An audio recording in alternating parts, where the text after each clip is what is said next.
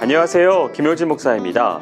이 영상은 성경 통독하시는 데 도움을 드리기 위해 마련한 영상입니다. 통독을 하면서 익숙하지 않은 배경과 내용들로 인해 어려움을 겪는 성도분들이 조금이나마 도움이 될까 싶어 마련한 것인데요. 조금만 관심을 기울이시면 읽으시는데 유익이 있을 겁니다. 그럼 오늘 읽을 부분에 대한 안내를 해드리겠습니다.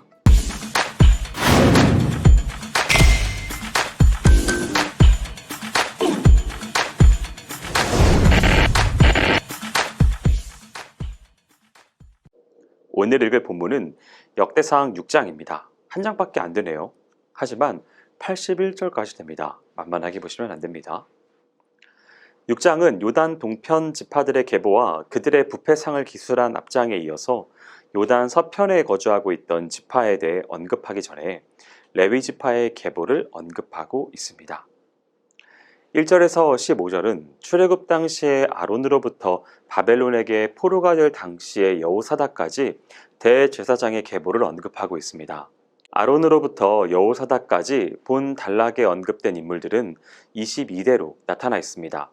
실제로 대제사장은 이보다 더 있는데요. 22명만 언급한 것은 정통성이 없이 불쑥 튀어나온 인물들을 제하였기 때문입니다. 헌데 사무엘 시대의 대제사장 엘리와 다윗 시대의 아비아달이 족보에서 제외되었는데 그것은 이들이 정통성 있는 엘르아살의 후손이 아닌 이다말의 후손이기 때문이고 하나님 앞에서 큰 실수를 저질렀기 때문입니다.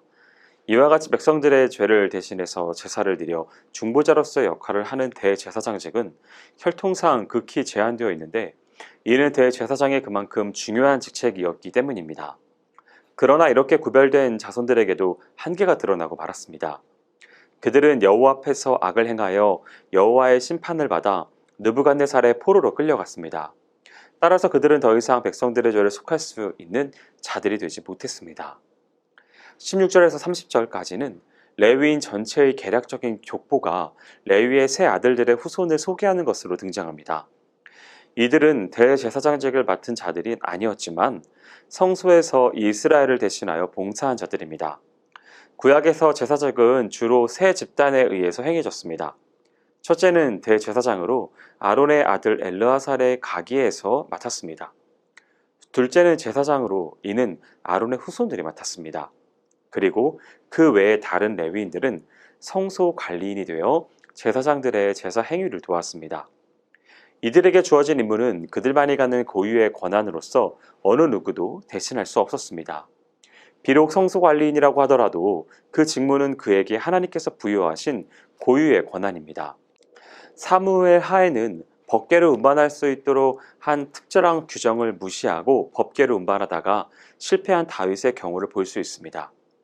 이처럼 성소에서의 모든 봉사는 크든 작든 모두 하나님으로부터 주어진 것이며 모두 하나님께 제사를 드리는 일에 협력하는 고유 영역이었습니다. 이 모든 일들은 하나하나 연합되어 하나님의 거룩하신 뜻을 이루는 것에 초점이 맞추어져야 합니다. 이러한 의미에서 고라의 반역은 무지에서 비롯된 범죄 행위였습니다. 그는 자신이 맡은 성소에서의 봉사가 하나님의 거룩하신 뜻을 이루는 가치 있는 일이었음을 알지 못하고 제사장직만을 탐내다가 비참한 종말을 초래하고 말았습니다. 31절에서 48절은 레위인들에게 맡겨진 하나님을 찬양하는 성가의 직무를 언급합니다.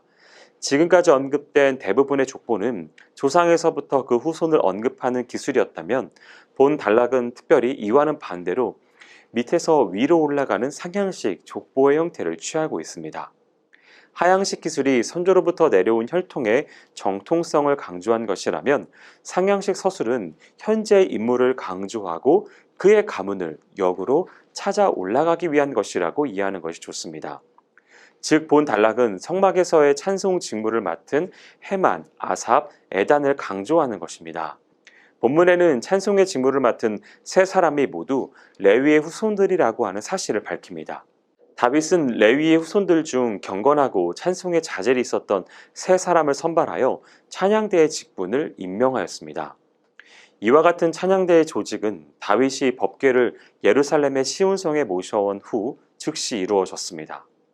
법궤를 이스라엘의 중심부에 모셔온 다윗의 행위가 하나님의 영광과 관련되어 있었던 것처럼 다윗이 찬양대를 조직한 것 또한 하나님의 영광을 위한 것이었습니다. 참으로 다윗 왕은 하나님의 언약궤에 특별한 관심을 가졌습니다.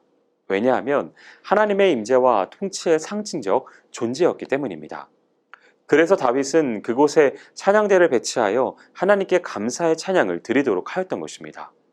이렇게 하여 조직된 찬양대는 속죄를 받는 1차적인 단계에서 한 걸음 더 나아가 그들과 함께 하시고 그들을 다스리시는 하나님을 향하여 자신들이 가지고 있는 이 감사의 마음을 적극적으로 표현하게 되었습니다. 그 결과 찬양대는 백성들의 마음을 하나님께로 집중시키는 데 큰 공헌을 하였습니다. 49절에서 81절은 대제사장의 계보가 반복된 후 레위 지파의 분산된 거주지를 소개하고 있습니다.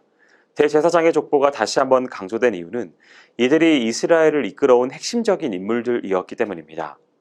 이스라엘 공동체의 최고 중심지가 성전이었고 그곳에서 수종드는 자의 대표적인 인물들이 바로 대제사장이었기 때문입니다. 또한 오늘 본문에서는 레위 지파가 자기들만의 독자적인 기업을 얻지 못하고 이스라엘 중에 뿔풀이 흩어져 거주했음이 나타납니다. 이러한 현상은 야곱이 레위에게 저주한 결과였습니다. 야곱은 임종시에 시므온과 더불어 세겜족을 학살한 레위에 대하여 이스라엘 중에 흩어지리라고 하는 예언을 하였습니다. 그래서 이들은 뿔뿔이 흩어지게 되었죠. 그러나 이와 같은 야곱의 저주는 모세에 의하여 축복으로 바뀌어졌습니다. 즉 이스라엘이 여호와를 배반하고 금송아지를 숭배하였을 때 레위 지파만이 여호와 편에 굳게 서서 주의 언약을 지킴으로써 모세의 축복을 받게 된 것입니다. 따라서 자신들만의 기업을 얻지 못하고 흩어지게 된 것이 더 이상 저주가 되지 않았습니다. 실제로 레위 족속의 지위는 각 지파 내에서 크게 향상됩니다. 그래서 그들은 각 지파 내에서 하나님과의 언약 관계를 유지시키는 상징적 존재들이 되었습니다. 그뿐만 아니라 이들은 이스라엘 온 지파 내에서 하나님의 율법을 가르치는 영적인 지도자가 되었습니다. 그리고 이들은 백성들을 판결하는 재판관의 임무를 감당하였고 무고한 자의 생명을 보호하는 일과 피 흘림의 악순환을 방지하는 등 많은 역할을 하였습니다. 그러므로 비록 레위 지파가 자기들의 독자적인 기업은 없었다고 할지라도 타 지파들이 그들을 결코 무시할 수는 없었습니다.